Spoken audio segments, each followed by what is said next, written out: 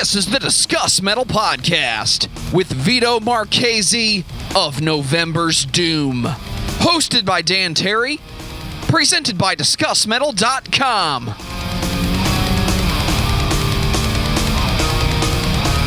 What is up, everybody? Welcome to the Discuss Metal Podcast.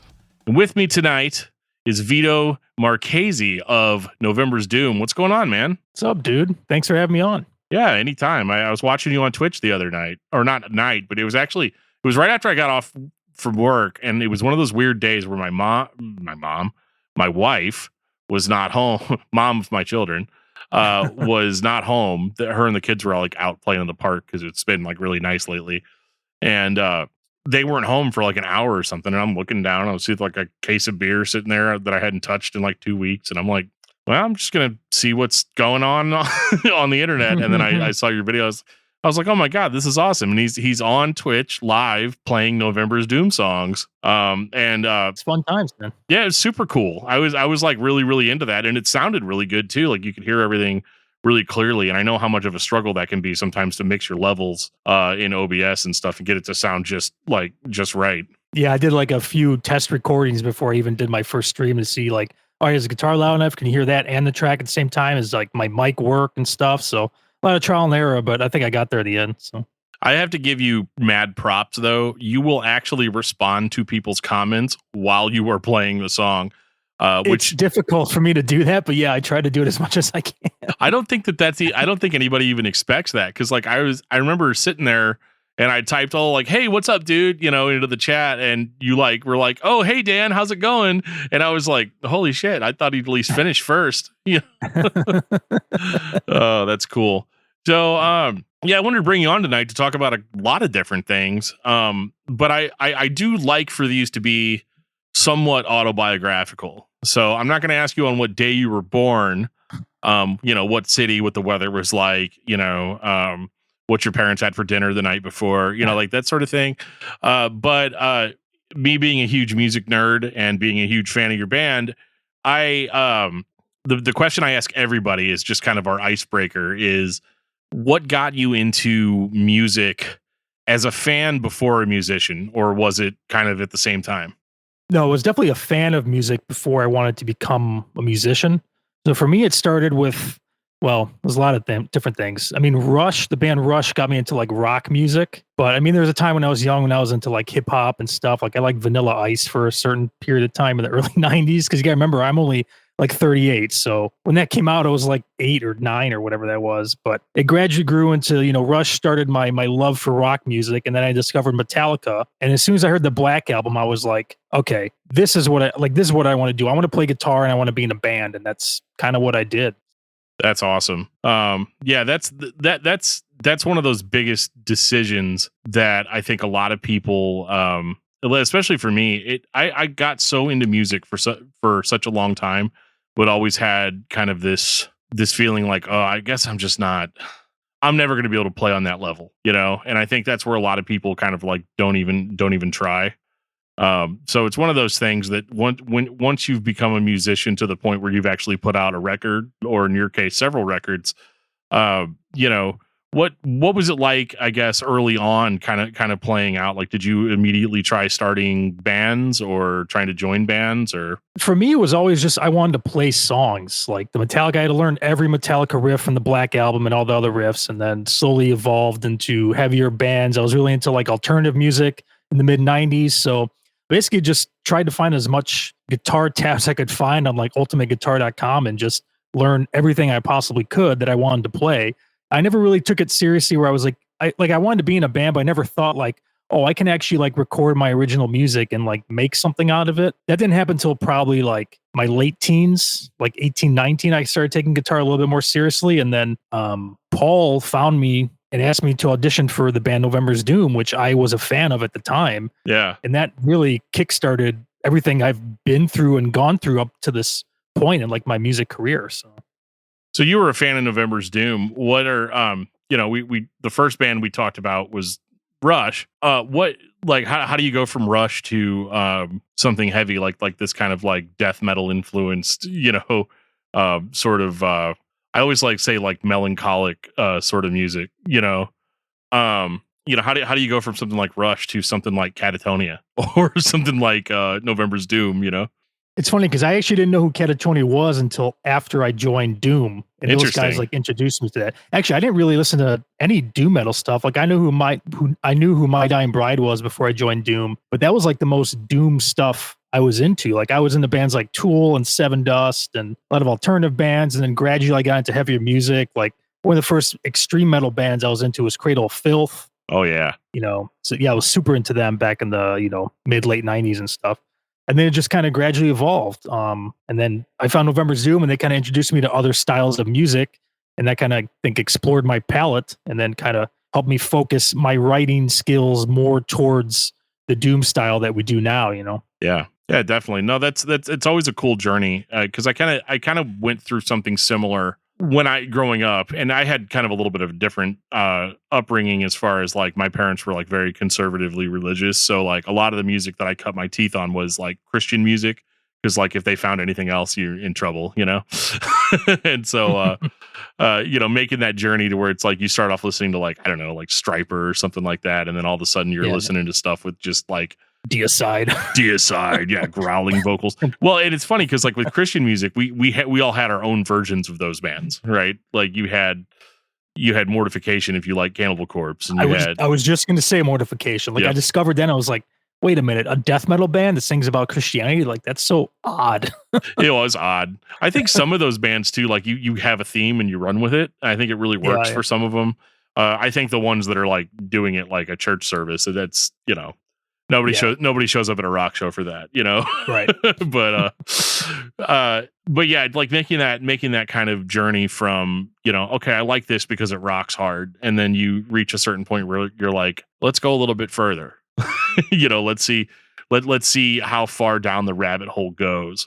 And I think that's the most unique thing about this type of music for me is just that once you reach a point of extremity, like you mentioned Deicide, like, I don't know if you can relate to this either, but like, if you listen to like November's Doom, it's not Deicide. You're not out there trying to make the most brutal music, to ever exist on earth. I think there's an element to that, but you reach kind of a point where you want to add a little bit more refinement, and for lack of a better term, maybe be a little bit more musical. Yeah. I mean, not to harp on Deicide, because I think they have some great stuff, but it's a little bit one notey sometimes, I guess, I don't know if you're going to see them do some kind of clean acoustic ballad on one of their albums, Yeah, you might get a creepy intro every now and again. Yeah, but that's probably about it, right? Yep. Yeah, you better believe it. So you joined November's Doom. Let's see. That was early 2000, really early 2000, maybe even, what was it, like 99, 2000, sometime around there? No, so I actually joined in 2002 is when I first met those guys. Really? Yeah, like November 2002 was my audition, and I showed up like an hour and a half late because I guess he doesn't care. I thought I was done for. I showed up. There's like a blizzard, of course, and like I'm from Chicago. Well, I'm from the suburbs of Chicago, and I never go into the city. So when they told me where to go, I didn't know where to go. So I'm driving around, and I didn't know where to go. So I was just driving, and it took me an hour and a half to find this place. Walked in there in a blizzard. Paul's is standing outside with Larry in his shorts. I was like, oh, this is kind of weird. And I was like, guys, I'm so sorry. I literally thought they were just going to tell me to just go away because I blew the interview. But no, they brought me upstairs. We jammed, and then the rest is history, man. That's awesome. So I guess it goes without saying you were super nervous. But like, what was that audition like for you? As far as like you're in a room with a band that you know already. Like you don't know the guys personally, but you know them, you know their music. You've studied up obviously to do the audition as well. What is that like? Like, did they give you any signs of like yay or nay, like while you were playing?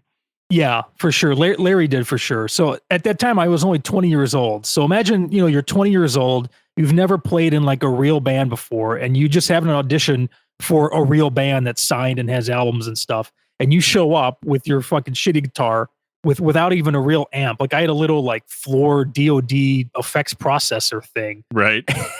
Which I don't even know why I showed up with that. It was so embarrassing. But I plugged into that and I just started noodling around, warming up.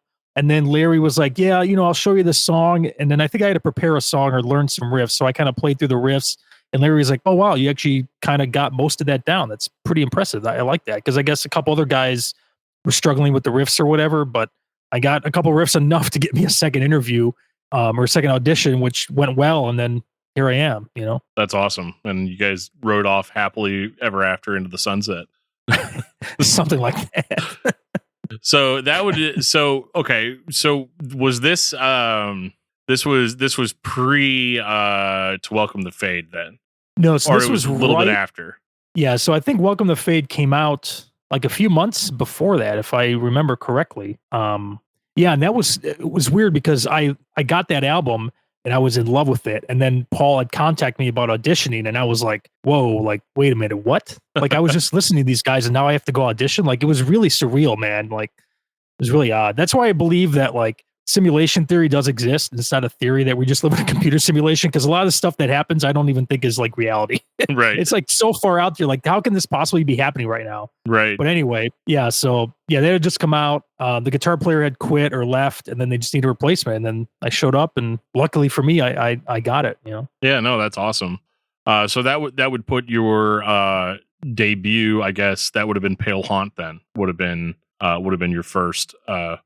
So with that record, like you're coming in new, was this something that like you were immediately collaborative with? I know with some bands, you'll join a band and they're like, okay, here's what you're gonna play, and this is how it's gonna go.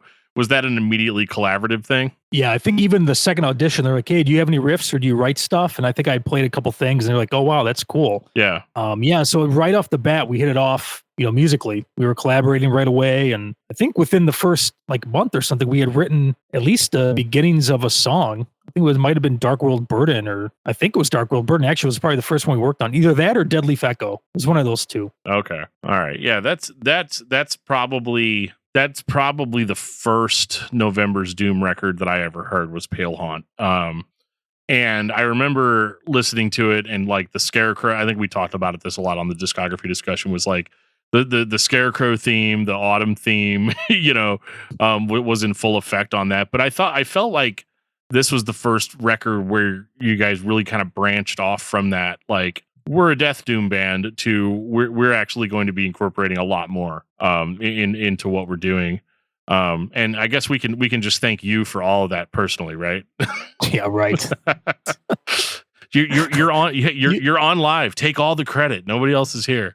You could thank Larry and Paul for ditching all the horrible ideas that I came into the rehearsal room with, so that they didn't end up on the record. You're like, all right, guys, what do you guys think about this acapella section? Like, I think it's going to breathe new life. Oh, that's awesome.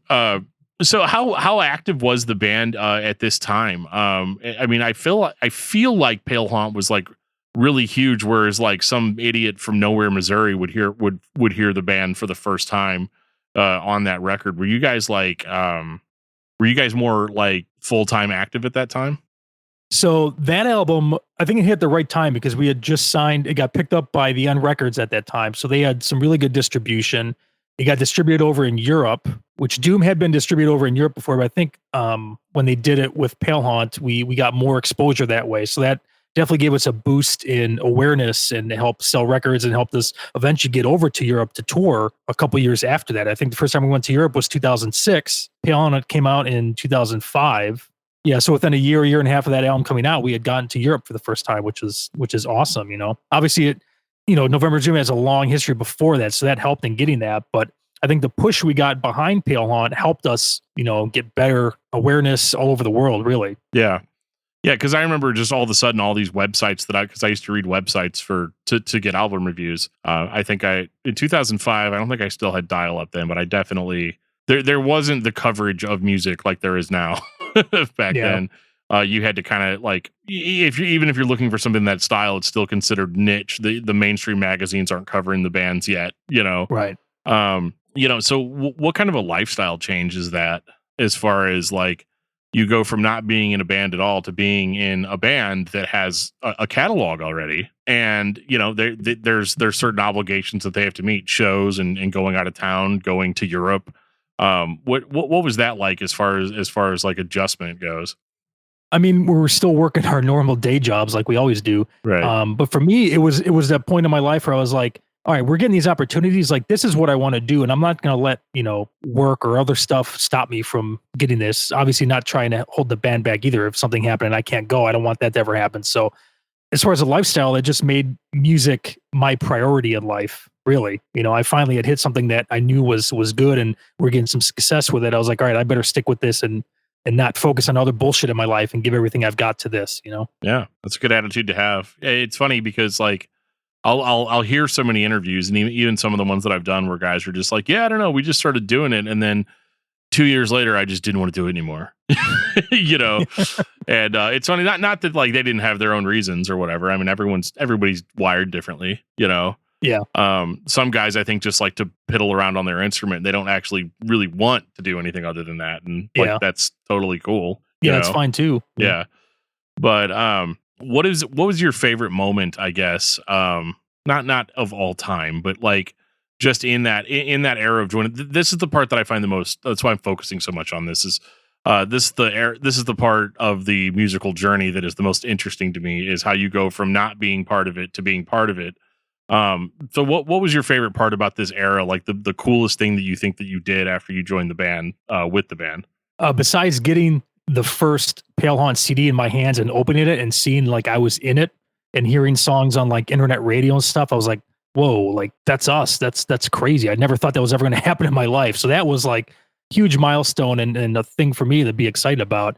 Other than that, like the first time we went to Europe, just how incredible that was. Like people wanted to bring us there to play music for them. Yeah. And, I mean, that's like, how do you even think that that's possible in life? It's weird. Like, you grew up listening to these bands, like, oh, that's awesome, I want to go see them live. But now people want to see your band live. It's just, for me, it was very, very surreal. Like most of this stuff is, Sure. The funny thing about Europe too. So like, and I've always wanted to ask this, and I never have. So you're going to be my guinea pig on this one.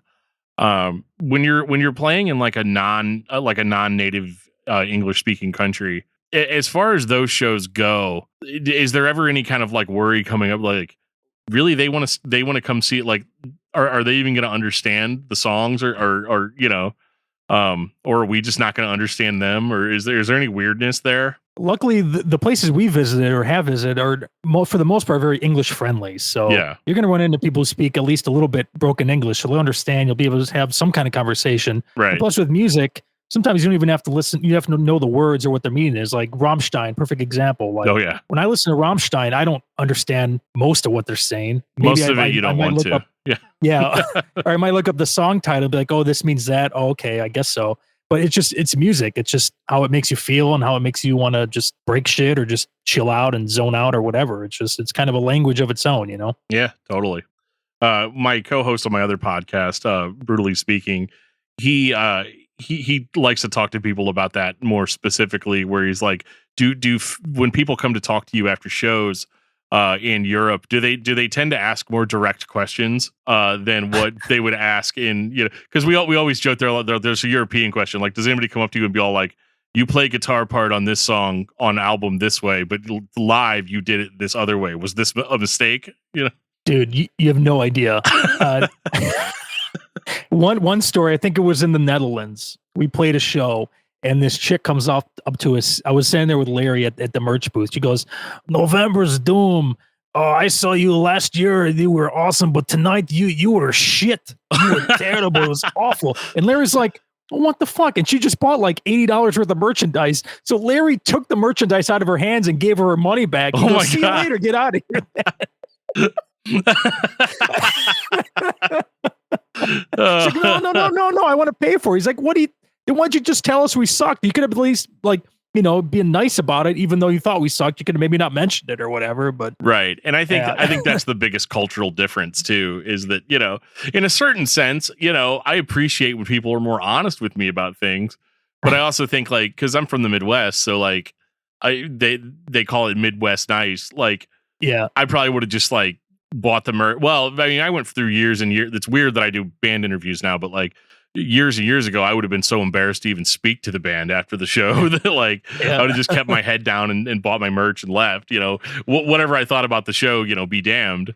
But that's hilarious. So he actually refunded her money.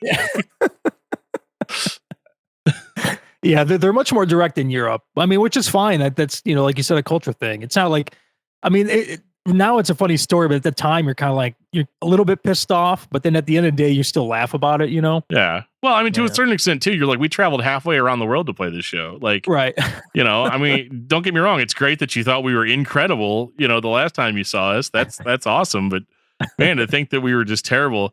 And how much of that do you think is also like more just the sound person or the venue or the, because it's not like you're getting up there and you're like, oh God, how do I play the song again?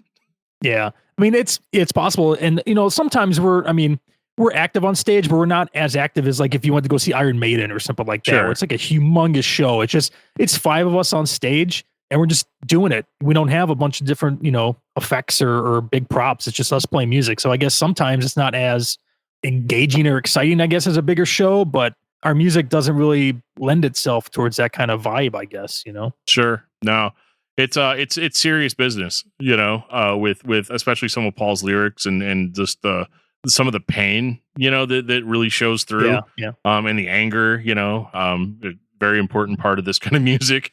And, but what's interesting to me about November's Doom specifically is that, I've talked to you, I've talked to Paul, and for a band that has such gut-wrenching music at times and very heavy themes, you guys are like the chillest, like happy-go-lucky dudes I've ever like really talked to in this genre. Well, thanks, man. Well, no, it's just weird, because it's like you would expect somebody like Paul like to take on the like what is it? The depressed artist, persona, like life is pain, and I guess in a certain sense, is it just that the music kind of takes care of those feelings for you in a way?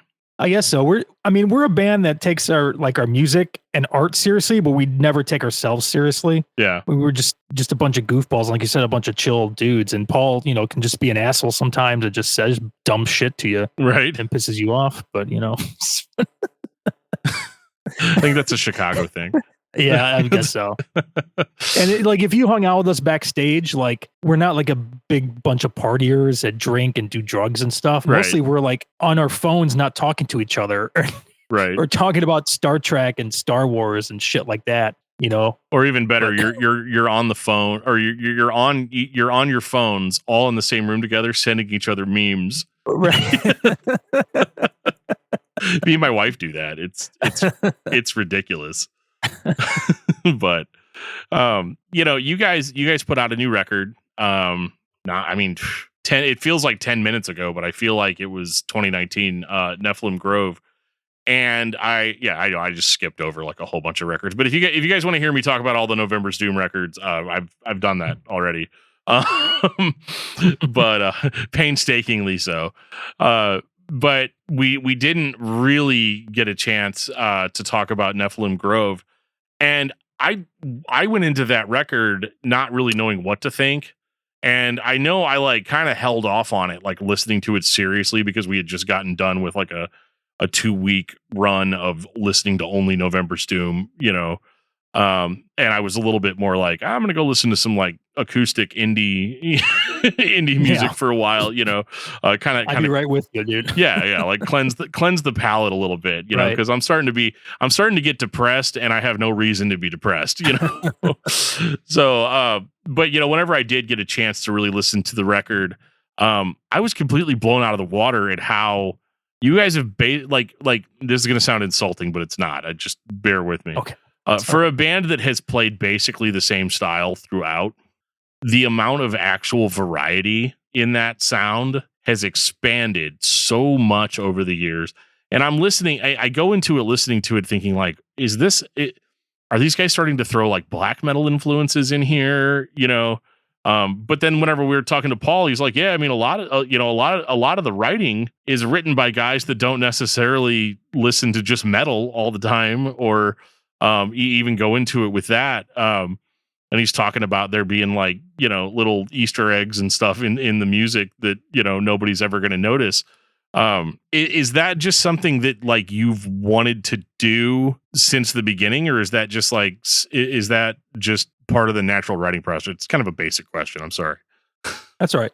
I'd say it's more of a natural evolution of our writing style. I mean, back in like Pale Hunt and Novella, I think those were very indicative of that time of our writing style. I think how any band is. I think if you don't evolve, then you're not going to do anything different, obviously. But yeah, we always strive to do something new on each album. Whether or not we succeed in that, I guess, is up to the reviewers out there to claim or whatnot. But We'll let you for know. me personally, yeah, I'll check out your next episode when you do the Nephilim Grove one or whatever. There you go. But yeah, for me personally, like I always try to do something different that's gonna get me out of my rut of writing. Because sometimes I'll stick to like, all right, I know this chord progression will work really well, so I'm just gonna write 5 songs that use the same chord progression or whatever. And obviously that gets stale to everybody listening as well as myself. So I just try to find inspiration from other things. Like the last couple albums, I tried to do like alternate guitar tunings where I just like detune one string and not all of them at the same time, and try to do weird stuff that breaks me out of that mold, you know. And we've written a couple songs like that, and you know, we just try to do different song structures, maybe different styles of drum beats and stuff that Gary will bring in, and it's just a constant evolution of how can we make the next album better than the previous one, but at the same time keeping that November's Doom sound, which is I think harder than you would think it would be, if that makes sense. No, it does. It does, because every album, I mean, as far as I'm concerned, every album since Pale Haunt has sounded different, you know, and that's where I get the whole, a band that plays basically the same style, meaning that like you guys aren't going to turn around and put out like a rap rock album or Right. or decide that like or like that Paul's going to just ditch the death metal vocals, you know, at some point. Yeah. Like there's a certain, I don't even want to say it's an expectation, but there's a certain level of like, I know that this band, because I like this band already, that I'm going to continue to like this band, you know? So there's certain elements that I guess in a certain sense have to be there, but that also seems like it could be really stifling as well. So I think that's how you get in that's how you get an album like Nephilim Grove, where it's all like, here's all the things that you guys love, but here's all this other cool stuff that that we've been doing. Yeah. You know, and that we want to do, you know? Yeah, for sure. Totally. And with that coming out in 2019, did this is also a super basic interviewer question. Did all the lockdowns and everything like kind of poo-poo some of the stuff that you guys had planned for 2020? Because I mean, you guys were rearing and ready to go with a new record and everything. Yeah, so Nephilim Grove came out in November 2019, I think. Fitting. Yeah. And yeah. And then COVID happened in March? Yeah. 2020. Yeah, and we had just signed to Prophecy Productions. They're our new record label. So this was the first release for them. They had, we had an Australian tour for the summer of 2020. We had a bunch of festival plans with the new label to release, and promote this new album. And then COVID happens, and then everything gets shut down, and we can't do anything. Right. Which, it's a major blow to every band out there, it just sucked because we had a lot of stuff lined up, and it was like, all right, dude, 2020 is finally going to be our year. New record label that really wants us and really is going to push us hard. We got this kick-ass new album out. Now we get to go show it to everybody and play around the world with all these things lined up. And then boom, it's like, nope, you guys ain't doing any of that. Right. You're staying home. So that really sucks, man. But so what does a band do then at that point? I mean, other than everybody has to stay home, do you guys sit down and start writing new music, or do you just like just kind of wait it out and just be like, all right, as soon as we can go out, we're just going to continue on? Like, I guess what I'm asking is was there a pause, or was there a like, well, I guess we might as well do something? There's been a slight pause. I mean, we haven't really gotten together that much. I think we've only seen each other a handful of times since the whole lockdown thing happened. But I know Larry and I have been writing music. I know we have a handful of song ideas like started. So we'll eventually get in the room together and hash it all out and get a new album out. I don't think we're done with Nephilim Grove because we didn't really do anything to promote it. So to me, it's like, well, crap, man, this came out, it's going to be almost 2 years. And then we have to go in the studio and record a new album when we haven't done any promotion for this last album. It kind of sucks. But at the same time, you have to put out a new album for the label and keep going, even though this one, is kind of holding you back a little bit, but you got to do what you got to do, I guess. But yeah, we're definitely writing, and we'll probably go in the studio, I'm sure. I don't know for sure, but end of the year, early next year, probably, if I had to guess. Yeah. That's a huge bummer, man. And it's been rough seeing how bands have had to kind of adapt, because have to adapt to this new world of like, well, what do we do now? Do we do a live stream like everybody else is doing? Do we, Do we do live videos? Do we, what do we do? Do we do the whole, like, everybody's at their house with a camera on them, playing a song and then like cutting that together like a live performance? There was so much of that. I remember mid 2020. Yeah, I saw a Lamb of God one that was really good. I thought that was cool. Yeah, there was one. I think there was a lot of collaborations that at that time too. Like, I think there was. I remember the girl from Tatiana from Ginger, not the girl from Ginger. Tatiana from Ginger was singing, and then I think they had. I can't even remember what other bands were on, but it was like a whole bunch of like bigger bands like would get together and do like super group stuff like that. But unfortunately, it's just still not. I mean, I've probably watched 20 or 30 live streams in the past year, and as fun as it is, as cool as it is, it's just not the same. Yeah, I know. You don't smell the beer in the air, and you don't smell the like it's different. Stuff that I used to hate about venues. I'm like, oh my god, like let me go use that terribly unkempt bathroom. Like yeah, like give me something here. So yeah, it's been quite the year. But with all that being said, I do want to focus a little bit more on some of your other creative endeavors. Number one being your podcast. Okay. Tell me how all that got how all that got started and on the road. Because as a podcaster myself, I find that stuff interesting, and I always kind of like to see if maybe there's something that I'm doing wrong or something that something I can be doing differently. Yeah, so I do a podcast and YouTube show called Geeking Poetic. And I do that with Larry, the other guitar player from November's Doom, as well as our friend Megan. And we are coming up on our third year. Yeah, it's been almost 3 years that we've been doing that. And that all started, Larry and I have been talking about doing our own type of nerdy, geeky podcast for a long time. And we just kind of finally did that. Larry's like, you know what? My friend Megan, she has a background in broadcasting and putting together, radio shows. She can come and help us. One of our main inspirations was the Joe Rogan Experience. Oh yeah. Joe has guests on, and he has Jamie who kind of works behind the scenes and does everything. So Larry's like, Megan can handle that stuff and maybe feed us questions and look stuff up while we talk. And we're like, all right, yeah, let's do that.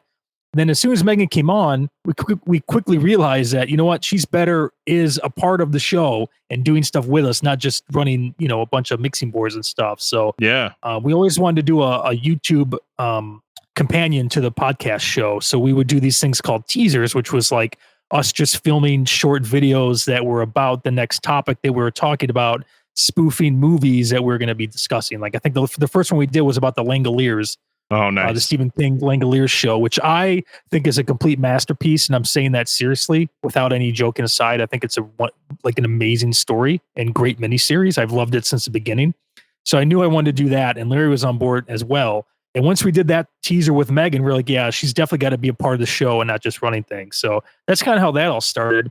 And the three of us all have this common love for Star Trek. So that kind of bonds us together. But we also, do the Marvel superhero stuff, Star Wars books, music as well. But Star Trek was kind of the glue that everything else branches off of for us, and that's kind of how it started. And we've just been doing that for like 3 years. And, we used to do like, at least once a month, we do like a special big episode. That's kind of died down because we've been busy with other stuff. So we haven't been as on top of it as we were in the beginning, but we still got tons of plans. And we do like a game show trivia torture thing on YouTube. And in my basement behind the screen, we have like our studio set up. So we've got, our podcast area here with all our toys and stuff. And then we have a big green screen against that wall that we'll do stupid videos with and stuff. So sure. It's a lot of fun, man. A lot of fun. Oh, that's cool. I'm still relatively new to video. I think I had somebody, probably a European listener, tell me that he's like, yeah, your videos are great, but they're real basic, bro. it's just you sitting in front of a camera talking to people. And I'm like, yeah, I know. And honestly, if I could just take myself completely out of the picture, that would be even better. I like the audio, that's my whole deal. But no, that's super cool. And it's fun too to get, to have a podcast that doesn't have a specific theme. I think is kind of the glue that keeps it together, because you don't get bogged down. I think with any podcast, I think it's a lot of fun at first, and then once it starts feeling like work, you're like, okay, what am I going to do now? So what is your favorite thing about podcasting? Honestly, it's just the fun times we have making the show. Like after it's made, I don't really care about watching it or, I want people to enjoy it and like it. But for me, it's just making the damn thing is so much fun. And we've been here till 2 a.m. just crying from laughing because we can't get through our lines for the YouTube videos. And it's just so much fun, man. More than anything else. Like that's the biggest takeaway for it for me, Yeah, I mean, same. As far as that goes, it hasn't been as fun lately because I'm like, once my friends hang up, I'm just like, okay, I guess it's just me again.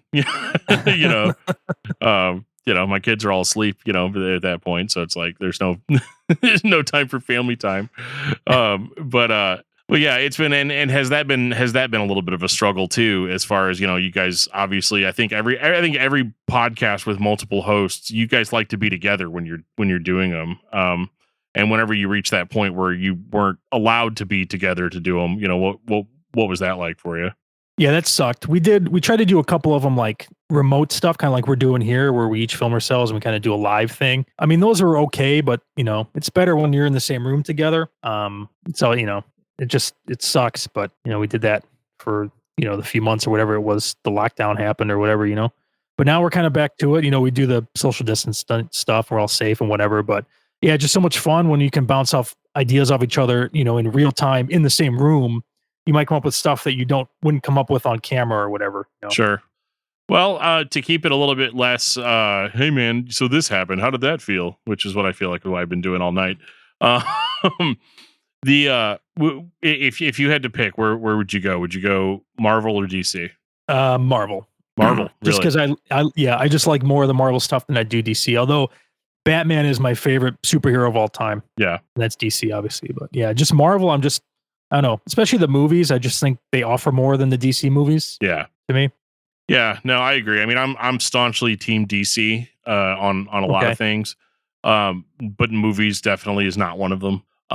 And I should preface that by saying I never grew up like reading comic books, so comic books are never like a part of my life. Larry on our show is the huge comic book nerd. Like he's our go-to guru when it comes to comic books. He's been collecting and reading since he's been a little kid. He still does today. Yeah, and he's in his 40s or whatever. So that's awesome. I actually had to quit collecting comic books. I didn't grow up reading them either, really. I think it was after I got married. My wife and my mother-in-law were very, very encouraging of me reading comic books because I always loved Batman. Batman is also my favorite. And I was like really obsessed with Batman, and I was obsessed with those Christopher Nolan movies that came out, and I just like, and I loved the Batman animated series, that grew up watching when I was a kid. And in my opinion, that's still the best Batman, that exists. Okay. And it's what I compare all Batmans to. But my wife is like super encouraging of like, if you like this stuff, like it's okay. Like you're a grown up now. Like people can call you a nerd, but like it doesn't actually matter. So we got really into comic books for about 4 years. She took me out to a place on Free Comic Book Day, and it was like this giant warehouse, and there was like, I think it was like 100,000 comics were in long boxes in this like warehouse area. And the whole thing of it was is each comic book is only like 10 cents. Oh man. But none of them are organized.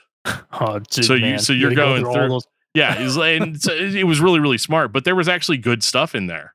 But you had to be able to find. I think I found like an entire run of like old Transformers comics from the 80s. Wow. Like issue 1 through 25, and like a bunch of Battlestar Galactica stuff, and all this stuff. And I've got such a wide spread of comics that like eventually I started getting really tired of having to to fill in all the holes. You might get like Legends of the Dark Knight issues 47, 48, 49, and then the next one you get might be 63.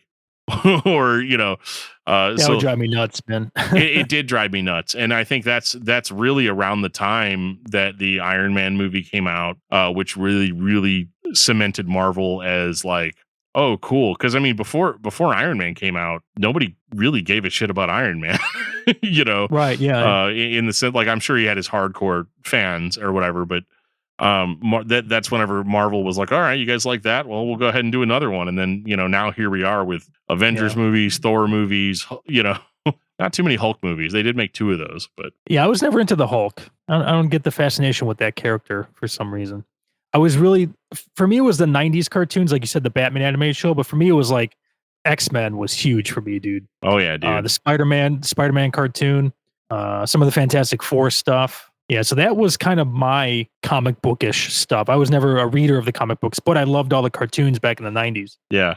Well, the Spider-Man show and the X-Men show especially had like some of the best theme songs. Oh yeah, dude. I mean, just like you hear that. Dude, it's so metal, man. I know. And then I think the guitarist from Aerosmith did the music for Spider-Man. Spider-Man, like, yeah. Radioactive Spider-Man, you know. Yeah, like badass, dude. they were so killer. But then you also had the Batman show that was playing, you know, around the same time. And that, like, for a kid show, took Batman so seriously. Yeah. You know, to the point where, like, sometimes my parents would see me watching it and be like, I don't know if we should let him watch it. Yeah, I don't know if this is kid appropriate, because like Batman's like punching people in the face and throwing them off buildings, and you know, like all kind of people are shooting guns. You know that was the whole thing. But it's funny because you could tell that the X-Men show and the Spider-Man show were done by totally different teams, or that then had done the Batman stuff. Because back when I was a kid, I didn't really know the difference between Marvel and DC. Yeah. I just knew who the heroes were. But it's funny because like they would tell the production team on Spider-Man, like, no, you can't have a gun on screen. You can't say kill. You can't do, you know, and so like those were always like super vanilla to me. And then the Batman one, they were just like, oh yeah, you can have guns. You can shoot guns. You can do whatever you want. You just can't kill anybody. Right. You know, like we can't see anybody get shot with a gun, you know? But all that aside, sorry, I kind of sidetracked. I could talk about this kind of crap forever. But yeah, those shows solidified it for me, and it made me think that I was into comic books. And then after getting into comic books for 4 years, I was like, this is not for me. I mean, because I already at that point collected music on CD, cassette, and vinyl, as well as collecting like old movies, like old horror movies, old sci-fi movies, Godzilla movies, one of my biggest passions. Nice. And I see the poster back there. Yeah, I love the G-Man. But yeah, so it's one of those like collecting in general. I was like, I can't be a collector of all of these things, and then comic books on top of all of that, you know. And video games, I collected video games, you know, which I wish I'd have kept some of those, because like now. What was like your favorite system growing up? My favorite system of all time is probably my Super Nintendo. Yeah, that's a good choice, man. Yeah, I was super into Sega and Sega CD. Nice. Back in the 90s, because I was a huge like FMV fan, full motion video, as opposed to non-motion video. Like Night Trap.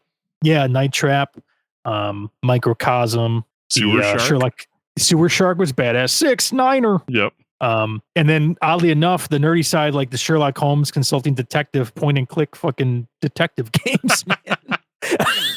Those are fun though. Out. They were. You had to get your notebook out and actually write down the clues so you can, you know, present it to the judge when you had to go win the case or whatever. Man, those were super fun. And they were.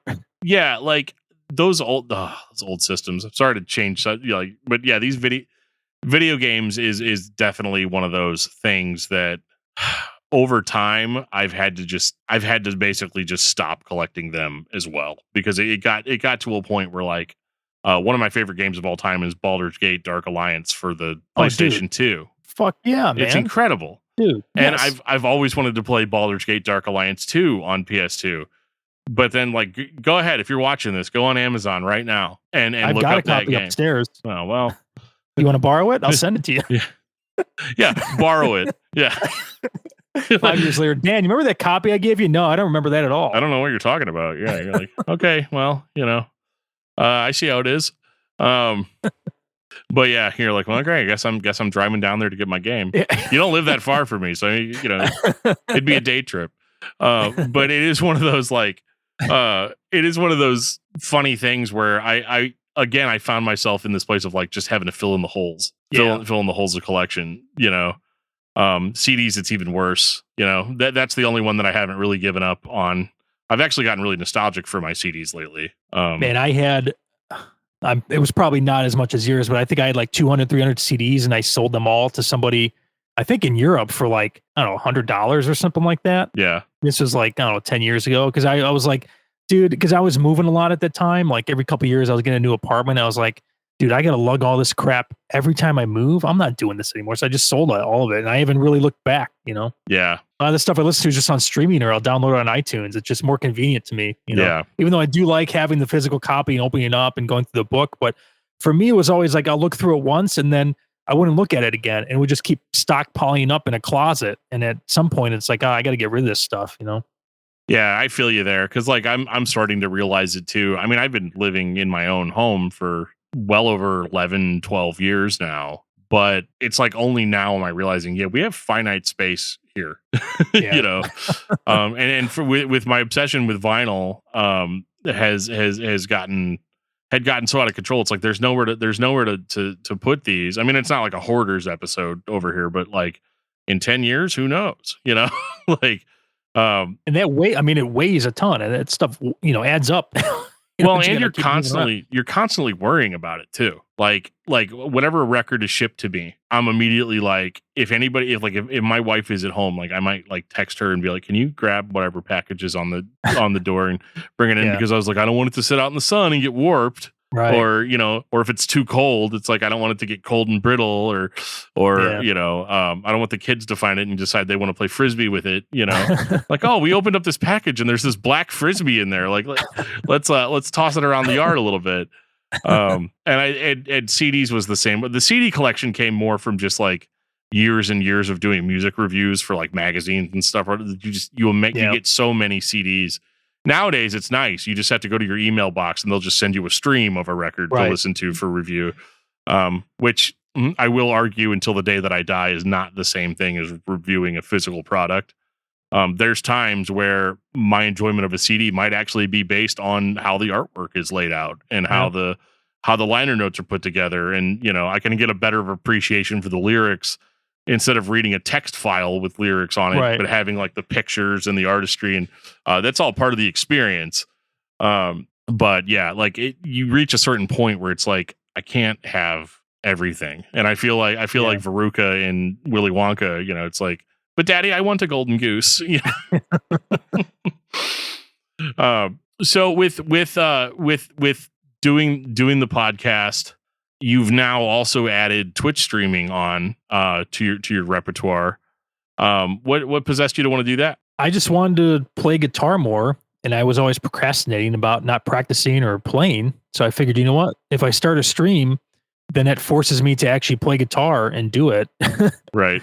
And I just, we haven't done anything with the music, and I was like, well, might as well play some November's Doom songs. Maybe some people will see us on Twitch that might not have found us any other way, and we could promote it that way. And that's kind of how it started. I'm very new. I mean, this is my second week of doing it, I think, is the time of this recording. And it's been a lot of fun.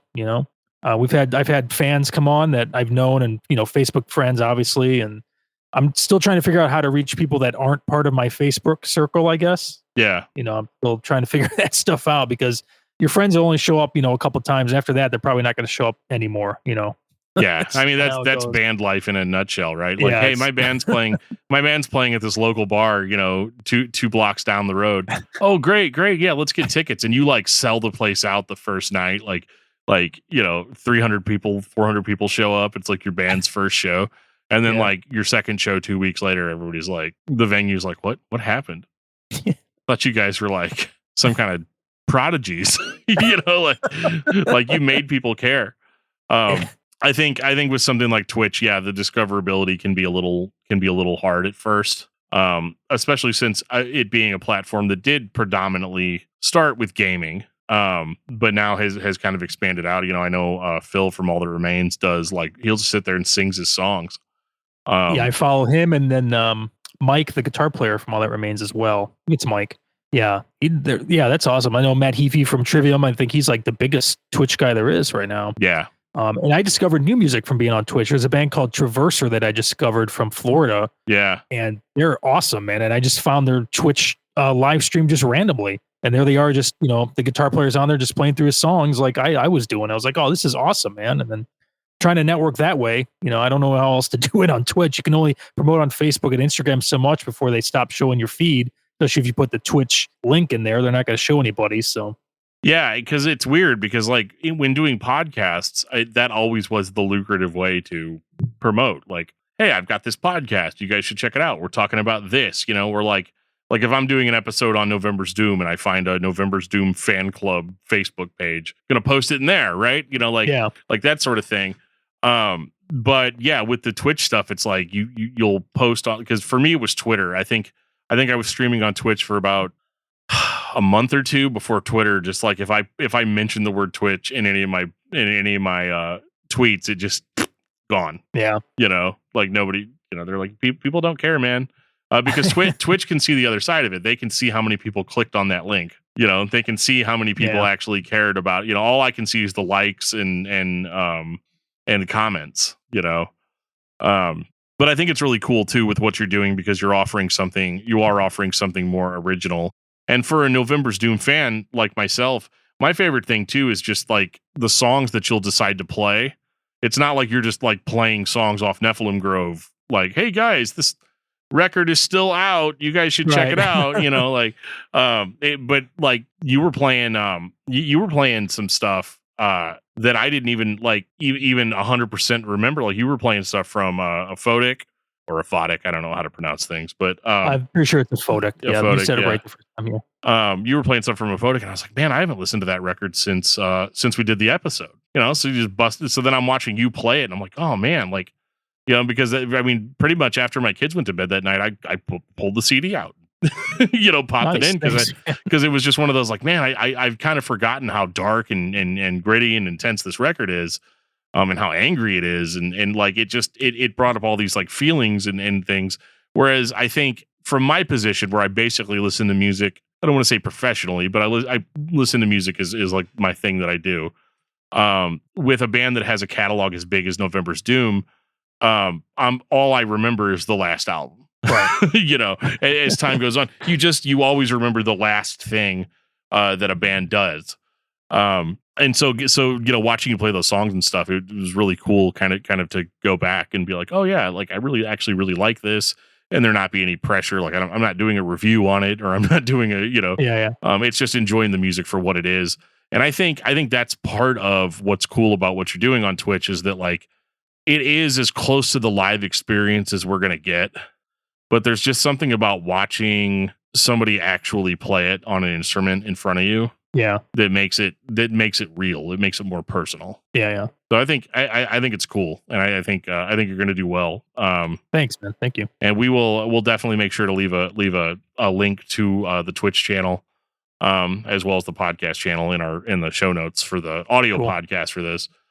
Just so you guys can kind of check out what we're talking about. And yeah, it's been cool. It's been cool seeing that and seeing people kind of come out for it. I think now is the best time to be doing live content, because there are still parts of the country that are locked down, and there are still, there still are a lot of people just kind of looking for some semblance of life before.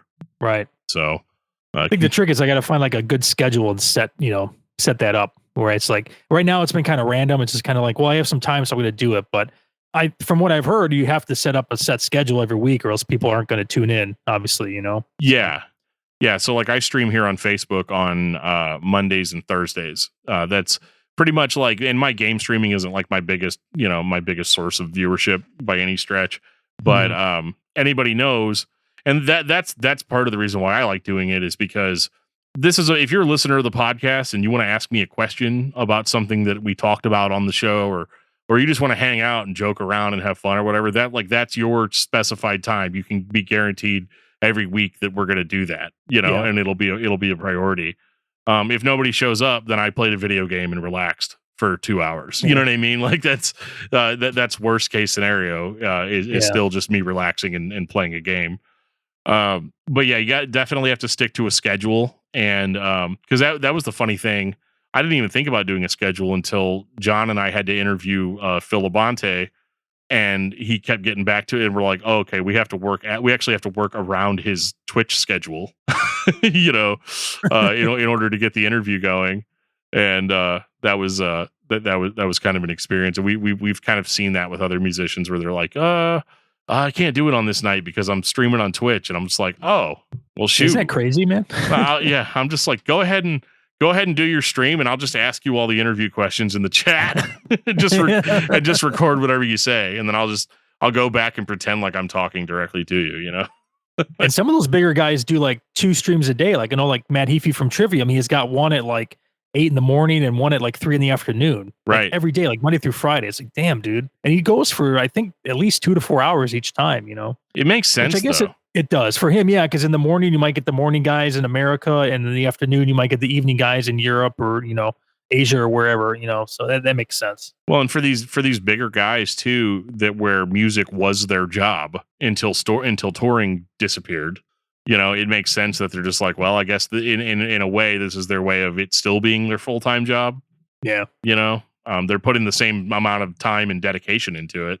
So it's definitely cool. And yeah, I can't wait to see who goes. You know, are we at some point where like Metallica is going to be on Twitch and just like playing every day? You know, like you know, I mean, hopefully not, right? Like hopefully everybody can go back out on the road and and start hanging with people, you know. Because I remember when we did that interview with Paul in 2019, I think we did that right before Nephilim Grove came out. Joe and I were like, yeah, like let us know next time you guys are playing. We'll just drive up because it's not that far of a drive for us, and it's like a half a day trip, you know. Sounds like a good time. And Paul's like, oh yeah, that'd be like super cool. And then like, yeah, that never happened. You know, there was none of that. One of my favorite bands is Zayo, and they were supposed to play this. They were supposed to play this show. It was a CD release show with Code Orange. It was going to be like Zayo, Jesus Peace, and Code Orange. And that show ended up being like one of the last shows that took place, and it didn't actually even take place. In that they canceled the show, and then Code Orange like famously went on and did a live stream that night of their performance. And I think that's kind of what kicked off kind of the whole live stream thing. So, you know, actually we do have comments I want to read because I've been neglecting the chat and comments. But yeah, great. Yeah, we have shows going on here in South Carolina. All restrictions were lifted. Nice. Oh, that's cool. Depending on, you know, I'm not going to get into a debate on whether people think that's cool or don't think it's cool. I think it's great that people can go see shows. That's as vanilla of a statement as I'm going to make on that. But yeah, no, I think that's super, super cool because, you know, I miss it, you know? Yeah, for sure, man. Like 100%. Like even like going to the movie, I think our movie theaters are starting to open up because I'm in Missouri, in St. Louis, and our movie theaters are just now starting to kind of reappear. But it's weird because like when I'm thinking about new releases, like when Godzilla vs. Kong comes out, the first time I go and see a Godzilla movie, like a recent Godzilla movie, like, and I'm just going to sit in my living room and watch it.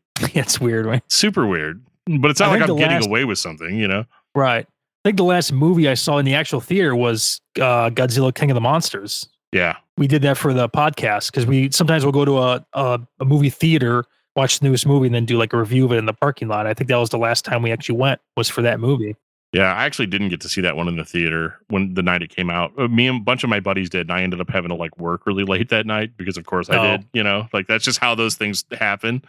Yeah. I remember being bummed about that, but that movie was awesome. I forced my wife to watch it a couple of weeks ago because I was like, "Well, I'm going to force you to watch Godzilla versus Kong." You know, is she not a kaiju fan? She doesn't hate it. She's incredible, so of course she likes that I like it. I see. You know, like it is very encouraging. She'll buy me, you know, if there's a Godzilla versus Kong t-shirt out there that I really want, she'll encourage me to get it. If not, get it for me, you know. Nice. And that's how I end up with these like posters and you know, Godzilla action figures and, you know, like all that stuff. I'm a huge kaiju fan. And just mainly Godzilla. Like my kid, my second youngest son, I got a whole short bus full of kids. But one of his favorite things in the entire world is Gamera. Nice. Like I loved Gamera when I was a kid, dude.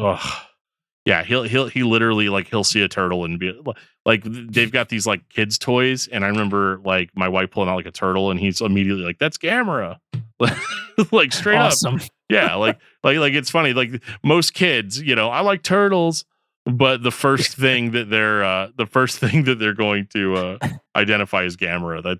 That's how I want my kids to think. My godson, my youngest nephew, is obsessed with Godzilla. Every time I'm at their house, he's always like, "Hey, Uncle Vito, could we watch a Godzilla movie or something?" And he's always got to watch Godzilla. It's awesome, man. I think Godzilla is one of those movies where like kids always start off with that movie for some reason. Like no matter, you're always going to be into Godzilla as a kid, I think. That and dinosaurs. Yeah. Just a given, Oh yeah, totally. Like it's weird too, because I was nervous the first time I showed my kids like a kaiju movie, because I was afraid that, number one, there might be some content in it that I don't remember that probably they shouldn't see, Yeah.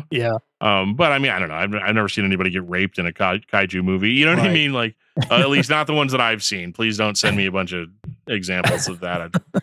I'm not like super interested in that. But, I was just afraid that the monsters were going to scare them. Yeah. Because I remember putting Power Rangers on for my daughter when she was real young, and she would just always tell me that like people shouldn't fight and that they're making bad choices, and I was like, well, you're not wrong, like it, but it's a show, like it's not, it's not. But I remember the monsters would scare her in that, so I kind of like backed off on it for a while, and then whenever I had boys, I was just like, I don't know, maybe they'll dig it, and then it just became. And Godzilla they did think was scary, but then Gamera was the sweet spot, because Gamera rescues children, like everybody, Gamera, a friend of all children, and I think there's one Gamera movie, I can't remember which one it is right now, but like Gamera basically like he like rescues a bunch of kids from aliens or something, and then like drops them off at a carnival. It's like he should have stuck around. You see Gamera like buying cotton candy for kids and stuff. Like, it's just completely wild. But yeah. Have you seen all the Godzilla movies? Dude, there's got to be at least 50 of them by now. So probably not. I'm sure not. I could count them all up, but I don't want to reveal how big of a dork I am. I've got really most of them. Do you? Okay. I know in the late 90s, mid 90s, they were doing like a resurgence. I call them the modern Godzillas, like Godzilla versus Megaguirus and stuff, where there was like a black hole and this dragonfly got sucked into. Yeah, the Millennium series. Yeah. I was really into that stuff. I go to Blockbuster and rent those tapes at that time.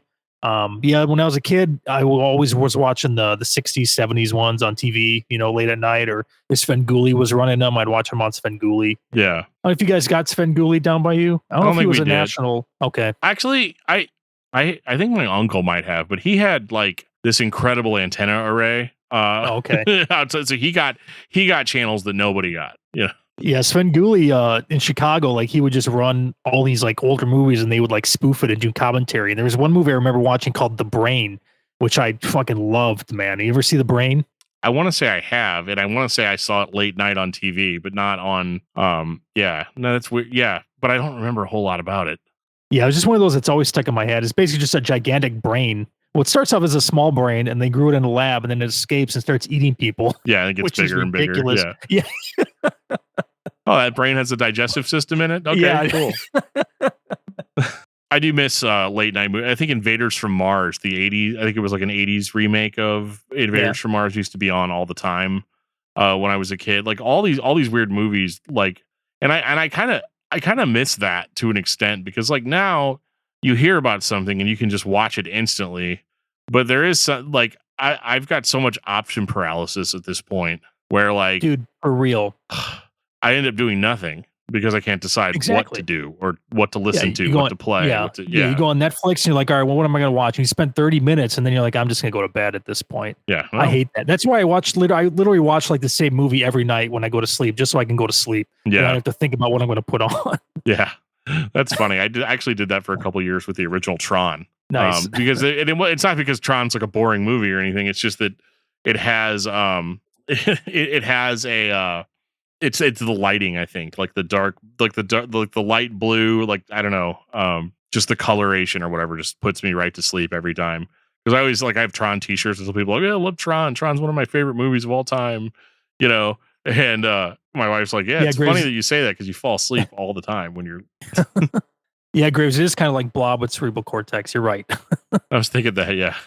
Have you seen both Blobs? You've seen the original and yes. Which one do you think is better? Fucking 80s, dude. Yeah. Hands down. I mean, that's one of like the greatest special effects movies I think I've seen. Next to like The Thing and stuff, I just love that concept of the Blob being like this genetically engineered thing that crashes from a space station or capsule and just eats a whole town. Right. Love Right. that storyline. Yeah, it is funny because it's like that's the first movie, like, and that's an example of what I was saying as a kid, like, because I remember that being on TV, and it's the very first time I've ever watched a man be sucked through like the space between the stairs, like, Right. it, like, Or come out and he's just dissolved from acid. You're like, oh my God, dude, what is this crap? yeah. The worst So one, good. the worst movie my dad ever walked in on me watching. And it's so funny too, because you say walked in, and it's like, oh, were you watching porn? No, it wasn't even for that. It wasn't even like that. That would be like a normal thing for a dad to walk in on you watching, right? Right. But no, he walked in on. I was watching The Fly, Jeff Goldblum in The Fly, Nice. Yeah. and that is such a gross out movie. He walked in right during the arm wrestling scene. Oh, oof, dude. Oh yeah, Man. I can't do broken bones, dude. Oh, yeah. He literally just. He didn't say Ugh. anything. He just walked in, turned off the TV, grabbed the TV, and just walked out of my room with it. I didn't have a TV in my room for like 2 more years after that. Oh, Like, no. yeah. And then If you ever meet Goldblum, you got to tell him that story, man. what's that? Oh yeah, So right. if you ever meet Goldblum, you got to tell him that story. I'd be like, you're the reason I didn't have TV in my room for for however many years. Or that baboon scene. I think that's the where the baboon gets transported and is turned inside out. Yeah, that's, man. Oof. Yeah, it's disgusting, but Yeah. I mean, it's an all-time classic. Like, just the level of special effects in the 80s for some of this stuff was just astronomically, like, in its own plane of existence. I don't really know how to explain dude, it, like, because I guess top notch. yeah, I guess special effects look better now, or they're supposed to look better. But there's something about in the 80s where, like, when you're actually creating something and then filming an actual object and it having that convincing nature. And I think that's what I like about the kaiju movies too, is that, like, especially some of those newer Godzilla movies, like if you look at like Megagyrus, like you were saying, or Megagyrus, or however you pronounce it. Yeah, I don't know how to pronounce it. That's still a dude in a suit. Yeah, that's what's so awesome about it. I mean, there's CGI that enhances, I guess, some of those scenes, but Yeah. at the end of the day, it's a dude in a suit beating up some other dude in a suit. I mean, that's what you want out of those movies. 100%. That's why I still watch Power Rangers as an adult. Like, I'm not ashamed. Like, yeah, I get it. It's a Japanese show. But to me, that makes it more legitimate. Like, it's a Japanese produced kaiju TV show. Right. It's like the same reason I like Ultraman. It's all just complete garbage to watch, but is entertaining because you're not going to get that experience anywhere else. No. Like, I was sitting there watching Godzilla versus Megalon, which is like one from I can't remember if it's from the 60s or 70s. But You got the cockroach guy with the drills on his hand? yeah, and then they had this What else? Ultraman ripoff named Jet Jaguar that was Jet also Jaguar with yeah. the little kill. Oh, yeah. Yeah. Fuck yeah, Jet Jaguar, dude. Yeah. And I remember just sitting there watching that movie, and a buddy of mine was over. We were just having beers watching a movie. We decided to watch Megalon for whatever reason. And he's like, we're watching this ridiculous scene of like 3 dudes in suits fighting each other in front of like these little cardboard buildings. Right. And he's just like, visually, nothing else is ever going to reproduce this. Like, this is a completely unique cinematic experience. Yeah. And I think that's really what attracts me to it, is just that whole idea of, yeah, it's completely ridiculous, it's completely dumb, but at the same time, if you can, suspend your disbelief. To it. Yeah. It just, to me, it makes you more invested in it, and you have more respect for the guys that made the film because they made something with their hands. It wasn't just on a computer mouse on their computer or whatever. It's just, I don't know. To me, it's more engaging when you see that. Like, I still get giddy when I see a stop motion effect in a cheesy movie. It's like, oh yeah, they're using stop motion. That's so awesome. Yeah. And they could have just resorted to some computer graphic or whatever.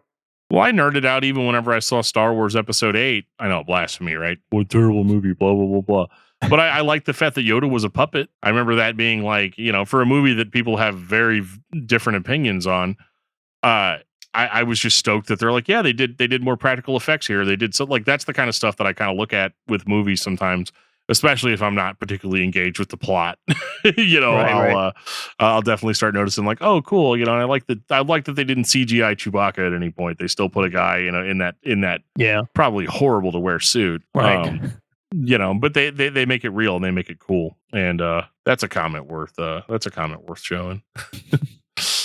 Such a loser. All I watch is Star Trek. Well, that's all right, Graves. I mean, Star Trek is probably the least loser thing you could watch, in my opinion. I don't know. Well, legit question. So I'm not like against Star Trek, or I don't have any issues with Star Trek, but I haven't, like, my wife and I sat down and we were like, what's everybody's favorite Star Trek thing? We're going to watch The Next Generation. And the first episode of The Next Generation on Netflix, that whenever we watched it, was so weird that I remember us being like, This is dumb. I don't know if this grabbed me. And it's weird because I just talked about how, like, oh, Megalon is so cool and it's this or that. Right. But then it's also kind of like it's absolutely not dumber than that. Yeah. So the thing with Star Trek is it doesn't get you right away. It takes like 3 seasons of each show before you're like, this is awesome. Like the first season or 2, man, there's some stinkers in there for sure. Yeah. So it's not like I can kind of see the appeal of Star Wars in that way, where like when you watch Star Wars, in my opinion, you're instantly grabbed into that storyline, the visuals, the characters, like you're instantly hooked. With Star Trek, I can see why you're like, well, this is weird and not paced how I think it should be paced or whatever. So I think it does kind of get nicked for that. But once you get past those first season, the first couple seasons, then it starts getting really incredible, man. Don't you talk shit about Picard. Oh, I'm not going to talk shit about Picard, dude. He's my favorite captain of all time. Although Captain Janeway sometimes gets close to Picard, man, because Voyager sometimes is neck to neck with TNG for me. Yeah. I know a lot of people don't agree with that, but that's how it is. Do you like the movies that came out based on the Next Generation? Absolutely. Even though Picard seems to not act like he acts on the show in the movies. Yeah, he's a little bit different, but the movies are just, to me, they're just so awesome. Actually, the first Star Trek movie I ever saw was Star Trek 4: The Voyage Home, which was the original cast movie. The one with whales in it, isn't it? Yes, Yeah, and, okay. and a lot of people right. are like, that's the worst Star Trek ever. But dude, when I was a kid, I loved that thing, man. I love time travel. Yeah. And I was totally engrossed in it. So, but yeah, the next gen movies I think are fantastic. Just visually to look at are amazing. First Contact I think is one of the best movies ever made. It's one of the it's that nice sweet spot between like the more CGI heavy computer effects stuff, but also with kind of that 90s gloss over it. I call it the gloss, like almost VHS gloss over it, where there's still enough practical effects for it to look cool, even though you could tell they were basically done on the same budget as the show. Yeah. But what are you going to do? People are going to still go out and see it in droves. Right. Did you like the new Star Trek movies that came out? Like the newer, the J.J. Abrams one? Yeah, the Abrams ones. Yeah, I did actually. I saw the first one in the theater, I think opening night. Dude, I really, really enjoyed that movie. And to me, that's like, if you're a Star Wars fan, I think you should start with those movies and then work yourself back. Because to me, those felt more Star Warsy, I guess, than Star Trek. They're a lot more action based. Some of the ships look like it could be in a Star Wars universe. It just kind of had that feel. I've definitely heard criticisms of them along the lines of, because I liked them, but I'm predominantly more of a Star Wars fan, and I liked them because they were like, I was like, oh, they're doing Star Trek, but they're doing it a little bit more like Star Wars. Which as you know from being a musician in a heavy band, how there's always going to be those people that come out of the woodwork and are like, well, you see, they sold out here because now they're doing Star Wars type stuff, and that's not what Star Trek is all about, and the characters are not being portrayed correctly because they would, I know those guys. I've been that guy before, more with music than I have been with movies, but it's definitely a criticism that I think is interesting, where they're saying like, oh, they're making it more action packed, or they're making it more. As a Star Trek fan, is that a bad thing? No, I think it appeals to certain people, and I think if you're a hardcore Star Trek fan, you can still appreciate and enjoy the newer Star Trek universe. Sure, it's different, but it's still awesome and still a lot of fun to watch. I don't think you have to be this side or that side. I think there's a middle ground there you can share. And even though I prefer Star Trek, I still like Star Wars, but it's not always my favorite number one go to or whatever, but it's still awesome. Yeah, definitely. Yeah, I really enjoyed them. I just a lot of the people that I talk to, in not on podcasts, but a lot of people that I talk to that are either staunchly Star Wars or staunchly Star Trek, are like, there's almost no it's almost like Marvel and DC fans. There's almost no middle ground. So it's refreshing to hear somebody be like, yeah, you know what? I'm just going to take whatever whatever they give me. I like all of it. I do think that there's kind of an oversaturation with Star Trek. I don't know how you feel about that way with Star Wars or not, but with Star Trek, I do like we had now. that. I don't know how many TV shows are out for Star Wars right now. It's gonna be like 5 or 6, right? Yeah, and then they're like, "Yeah, you guys like Mandalorian? Yeah, what do you let's count it. Let's do the thing. Let's count them on the fingers. We've got Clone Wars, which I think is probably over now. Rebels, which might also be over, and then you've got the Mandalorian, and now they're going to do a Boba Fett spinoff, and then they're going to do a Obi-Wan Kenobi TV show. What's that one? Ahsoka Tano? Yeah. She's getting her own. Yeah, right. And then I think they're even gonna do a show starring CG. Like I think they're like CGing a young Luke Skywalker. Oh, like they I did think at I the saw end of something about that. Yeah, well, they had him basically appear on screen as young Luke Skywalker in The Mandalorian, and everybody went crazy.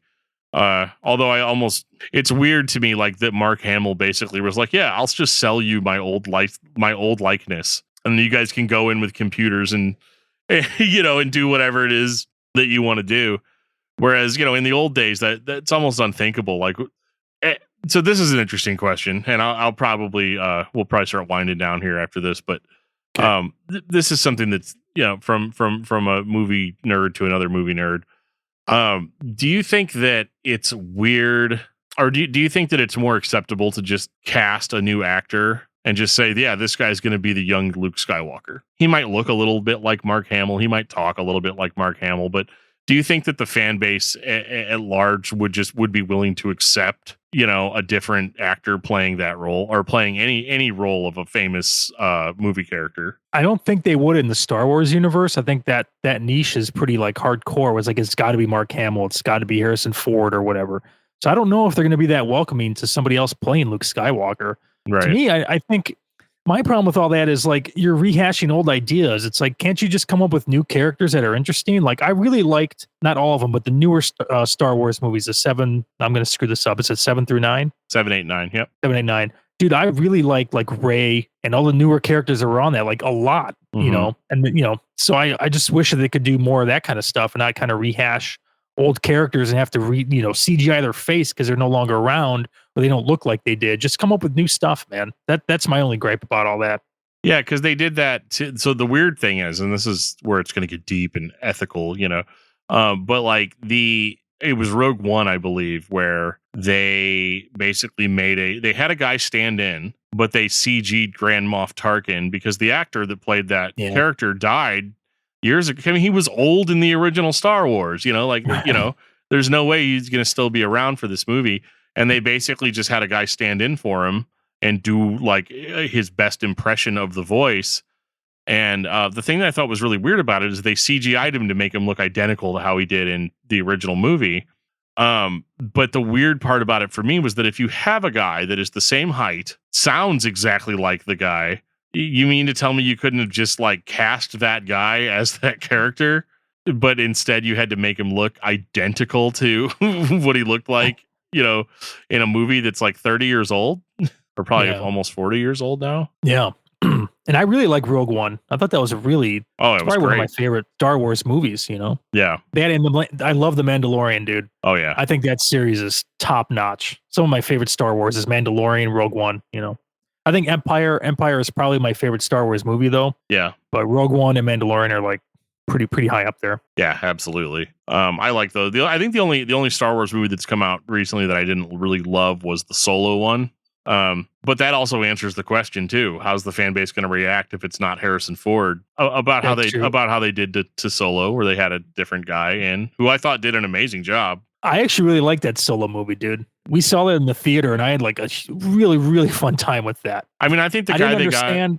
Oh, go ahead. I didn't understand like the ending with like, wasn't Darth Maul in the end there? Darth Maul, yeah. I was like, well, wait a minute, he's still alive. I think got cut in half, but apparently he's got robot legs or something in the Rebel series or something like that. I don't know. So I was like, oh, I don't understand this, but the rest of the movie I really enjoyed, man. Yeah, and that's one of the biggest things with people in Star Wars now is that unfortunately just watching the movies isn't sufficient enough. Because now they've expanded out so much. And it kind of goes back to what we were talking about with the comic books is like at some point it's like do I actually, as a fan of something, do I actually care enough to go back and read all the supplemental material? People joke about how like you can pause any scene in a new movie, especially if it's part of the big franchise, whether it be Marvel or Star Wars or even Star Trek. You can pause any point in that movie, and there's a Wikipedia page dedicated to every single person that's in that screen, that's in that scene. Like it's a little much. It's hard. It's like it'd almost be like we were doing discography discussion, and I like went through the liner notes of every single album and like looked at who the band members were and then gave like a biography on each of the band members like that was on each record, and then be like, and then on this record so and so decided to leave the band halfway through the recording of the record. And it just gets to a point where like I do wonder if nerd culture being as big as it is has led us to kind of a unique spot in fandom, where fandom is now so much more extreme than it ever used to be. Especially when you make movies that are all just a bunch of references to canon material that you have to go read to understand what the hell they're talking about in the movie that you paid money to see. It's like, I just came to watch this movie to get the complete story in this 2 hours. And now I'm not, because I have to go read a book series that has 7 books in it just to understand who this character is and his motivation that has the impact on the ending or whatever. That's stuff that I don't particularly enjoy. Yeah. Well, like my problem is with the Marvel movies, everybody was talking about okay, so I haven't seen Endgame. Wow. And I don't even I think the last movie that I watched was Civil War. Up to this point, like today? Yes. You haven't seen those? Yeah. Really? Wow. And the reason is because I got behind.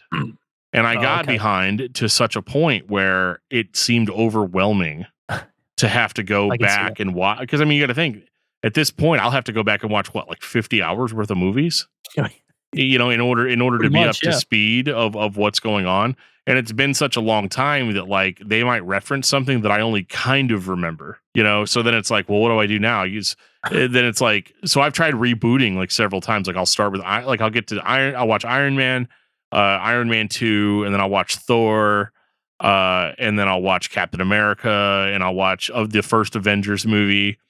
And then, I usually always get all the way up to Ultron before I give up. And I'm just like, I'm marveled out, Out, yeah. Like that happens to me too. Like I'd watched a bunch of Marvel movies and I was like, I'm not going to watch any Marvel movies from now on. And I got behind too, like 6 or 7 movies I didn't watch, but I still ended up going to see like some of the bigger mashup movies. So some of the characters, I had no idea who they even were or what happened to them that they're talking about, because I hadn't seen the other movies. But to me, they're still fun to just go watch and have a good time. Like, I'm not super, super into the storyline and the characters' backstories. That stuff kind of matters to me, Yeah, totally. It's such a strange thing. I do think that it's super cool that, like, as fans of certain franchises and properties, though, that like we are now so spoiled to the point where we almost feel burdened by it, Because I remember being a kid and like I got really into Battlestar Galactica, but there was nothing about it. Like they relaunched the series in like 2005 or something, but which was amazing. Paul from November's Doom got me into Battlestar, the reboot, and I watched like the first season. I was like, holy shit, this is like one of the greatest TV shows ever made. Yeah. But for me, I dropped off. I didn't watch it after that. And I know there's other offshoots and stuff, but man, that show was really, really good. Yeah, it was. Well, in the 1970s one, which was basically like a ripoff of well, it wasn't a ripoff of Star Wars, but I know like Lucasfilm sued them because of how similar some of the scenes were, But the original series, like, it's kind of dumb and it's like very 70s-ified and all of that. But like, I thought that was really cool. But other than like a couple of novels that were written by, one of the guys that starred in the show, there wasn't anything. Even Star Wars before Shadows of the Empire in the 90s, there wasn't a whole lot of Star Wars stuff. Like, there were Star Wars novels, but you basically had the 3 movies and you had some crappy video games. Except for Shadows of the Empire and N64. Yes, right.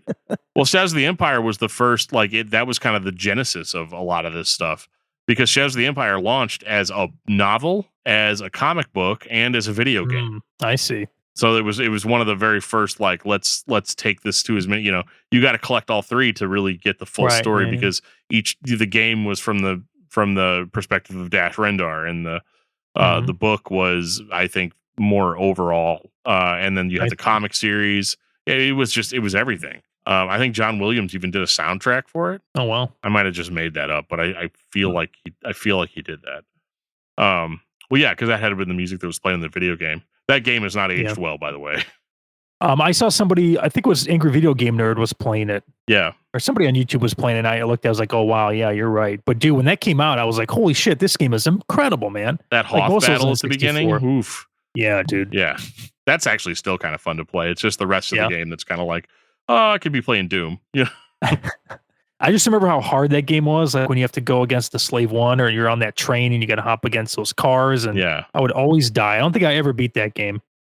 I've beaten it quite a few, because I mean, at the time that I got it, I had that and Super Mario 64 and I think Star Fox. I didn't have a whole lot of games. Love Star Fox 64, dude. Oh yeah, I played the crap out of that game. And it's funny, I was actually disappointed whenever I first got it, because I played all the way through it one time, taking one of the paths, and I'm seeing the credits rolling, and I was like, really, is that it?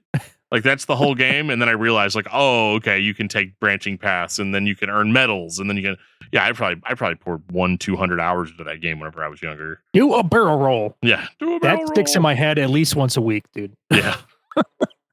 They had like the anti-Star Fox team, Star Wolf, like it was so dumb, but so awesome. Like, that's so fun, man. Yeah, because then you could drive like the tank in that one level, and then there's like the submarine level, and oh, dude.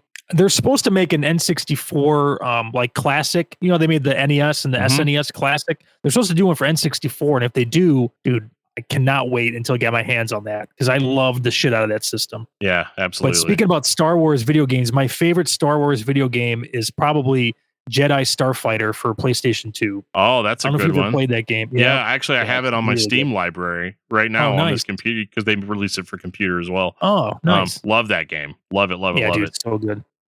If I had to pick a favorite, though, it probably would be Rogue Squadron on the N64. Yeah. Very much like Starfighter. I mean, Starfighter had better graphics, obviously, I mean, of course, it's funny, if I pull it up now, I'll be like, oh god, this game looks horrible. But yeah, that one was a lot of fun. I used to love the old PC Star Wars games too, from the early 90s, like Dark Forces. Yeah, that was really good. Yeah, those were a lot of fun, dude.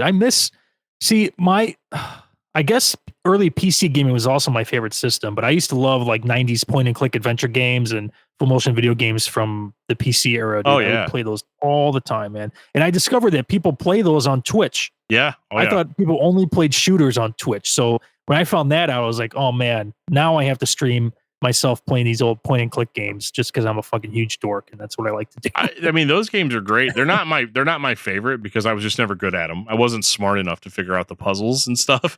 And so some of those are just, they don't even make any sense. Like, the guy just made something up that doesn't even make any remote sense or logic why you would put those two things together, but you had to do that in order to beat the thing or whatever. Yeah. Or like playing a game like Myst, where you have to find a pebble that's like 1 pixel large in the dark corner of that cave. Like, how would you know where to click, if you didn't have the walkthrough guide or whatever? Yeah, Myst actually really killed my appreciation for that type of game. I had another game that was just like Myst it was Ray Bradbury's The Martian Chronicles.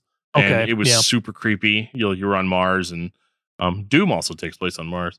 But like it was super creepy and super fun. So I remember playing that game first and then playing Myst afterwards. And just the puzzles in Myst didn't make any sense. Or you'd flip a lever, and then like somewhere else on the island something happened, but you don't know that. Like, you can't move in real time. I also felt ripped off by Myst, because when you look at the screenshots on the back of the game, nowhere on the back of that game does it say that, oh, you're just clicking and pointing at still images. Right. I thought, like, oh my god, computers have gone photorealistic. Like, this is going to be incredible. Like. And then I put it on, and I was like, "Oh, it's PowerPoint, the game." Like what is going on here? But it's funny though, because like those point and click games on Twitch is interesting too, because at least then you've got like, if you're one of the lucky people that gets like a good amount of people watching and chatting, that could become a really interactive experience, especially if you have to like make a choice. You can let people in the chat vote on what choice to make, and like that sort of thing. Yeah. So yeah, I think there's a lot of fun that can be had with those types of games, especially even with some of the newer ones. I don't know if you've played any of the Telltale games that have like there's a Batman one and a Back to the Future one, and I've seen the Back to the Future one. I know they had that on the iPhone. or whatever mobile device. So I've seen that. There's some game called Little Nightmares 2 that people have been playing on Twitch that I think looks really awesome. Yeah. I don't know if you've heard of the Little Nightmares series or not, but apparently you're just like this little kid and you got to go through this really, really fucked up, creepy world, dodging like teachers that can elongate their neck. Yeah. Just looked really cool, man. Yeah. Yeah. I'm gonna have to check that out. That sounds like it could be a lot of fun. But yeah. So, dude, I could go on for like this for hours and hours. But, yeah. An alarm just went off on my phone that was like, dude, you've been talking way too long.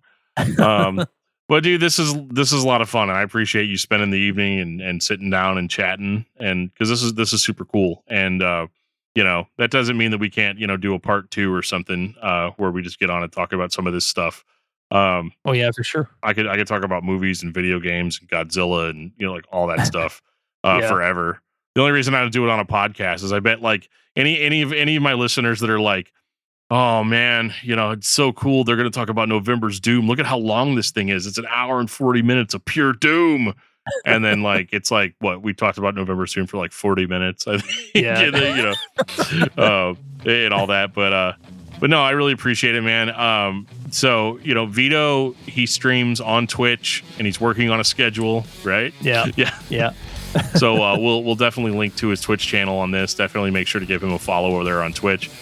Just amazing playthroughs of some November's Doom songs, and hopefully even I guess it would be hard copyright wise to break off into anything else, but I did a couple covers today when I was on just to warm up, Yeah. But we'll see. I probably shouldn't do that. Yeah, we'll see. We'll see how it goes. Yeah.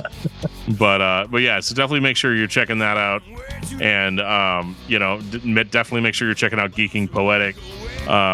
Definitely a podcast that I have actually. It's funny because I didn't even know that podcast. I'd seen things about it, but I didn't even know that it was you that was on it. Oh wow! Until I don't know, probably like a few months ago, and then I was like, shit. Cool, like that's all right. Awesome. Yeah, so like it's definitely a fun podcast. If you guys, if you're any of the people that have enjoyed the last 40 minutes of this conversation, that is definitely the podcast you need to be listening to. So 100%. Thanks so much, man. And we'll definitely have to get together and do something like this again sometime soon. Yeah, Dan, thank you, dude. This has been awesome. Thanks for having me on. Yeah, anytime you want to do part 2 or anything else, just let me know, man. I'll make myself available. Absolutely. That sounds awesome. Well, we will catch all you guys next time, and I will be back on not Twitch. I'm not back on Twitch. I'll be back on Thursday night here on YouTube. So 10:30, I'll be playing Doom, just like it always was. So I will see all of you fine folks then. See you guys. This has been Discuss Metal with Vito Marchese of November's Doom. Presented by discussmetal.com.